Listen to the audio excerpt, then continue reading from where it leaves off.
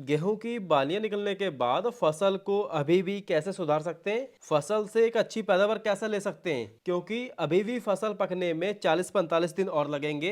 तो किसान वीरों, बालियां निकलने के बाद हम नाइट्रोजन और पोटाश का प्रयोग करके दानों का शेप, साइज और क्वालिटी कैसे बढ़ा सकते हैं? सो आप इस वीडियो को पूरा देखें। गेहूं की बालियां निकलने के बाद हमें सिर्फ दो मेजर माइक्रोन्यूट्रिएंट फसल को देने होते हैं, जिससे ये पौधों में न्यूट्रिशन बैरियर को कम करके न्यूट्रिशन की प्रॉपर तरीके से सप्लाई करते हैं और दानों का विकास बहुत ही बढ़िया तरीके से होने लगता है। इसलिए बालियां निकलने के बाद फसल में एनपीके 13-045 का स्प्रे बहुत जरूरी हो गया है, क्योंकि 13-045 में नाइट्रोजन और पोटाश मिलता है, जिससे नाइट्रोजन ये पौधों में जो वाटर कंटेंट होता है इसको बढ़ा देता है। मतलब कि पौधे लंबे समय तक हरा भरा रहते हैं, क्योंकि आजकल हवा चलने से पौधों में वाटर कंटेंट बहुत जल्दी सूख जाता है। इसलिए नाइट्रोजन ये इस समय पौधों में वाटर कंटेंट को जल्दी सूखने नहीं देगा। न्यूट्रिशन का ट्रांसपोर्ट बहुत बढ़िया होगा, जिससे पौधे जल्दी मरेंगे नहीं, पौधे लंबे समय तक जिंदा रहेंगे, जिससे बाद में जो ग्रेन फीलिंग होगी वो बहुत ही बढ़िया होगी, बहुत ही जबरदस्त होगी। इसलिए बालियां निकलने के बाद 13-045 या फिर अगर 0050 भी मिलता है तो इसके साथ अलग से यूरिया का प्रयोग जरूर करके हमें स्प्रे इसकी करवा देनी है, क्योंकि नाइट्रोजन ये इस समय फसलों में बहुत ज्यादा बेनिफिट देगा।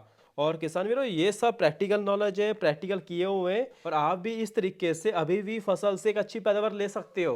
बाकी एक सबसे जरूरी बात यह है कि अगर गेहूं की फसल में बालियां निकलने के बाद पानी लगाना है तो भाई खेत में नमी होगी तो ही पानी लगाना है। मतलब कि हमें नमी नमी में ही पानी लगाना है। अगर खेत सूखा होगा तो भाई भूल के भी खेत में पानी ना लगाओ, क्योंकि एक तो हमारी जो गेहूं है ये 100% गिरेगी, और दूसरा अगर खेतों में पानी रुकेगा तो भाई फिजियोरियम विल्ट आएगी। मतलब कि गेहूं सूख के काली पड़ेगी, दाने बिल्कुल बारीक हो जाएंगे, काले पड़ जाएंगे। इसलिए बालियां निकलने से पहले ही आप पानी लगा दो, उसके बाद पानी की टेंशन खत्म कर दो। अगर बालियां निकलने के बाद पानी लगाना है तो भाई अगर खेत में नमी होगी तो ही पानी लगाओ। इससे एक तो हमारा खेतों में पानी बहुत कम लगेगा, और दूसरे गेहूं के गिरने के चांस बहुत कम होंगे, क्योंकि एक तो पानी कम लगने से आजकल हवा चलती है तो पानी बहुत जल्दी सूख जाएगा। मतलब कि अगर खेत में नमी है तो पानी लगा सकते हो, फिर हमें नुकसान जीरो मिलेंगे, मतलब कि फिर हमें फायदा ही मिलेगा।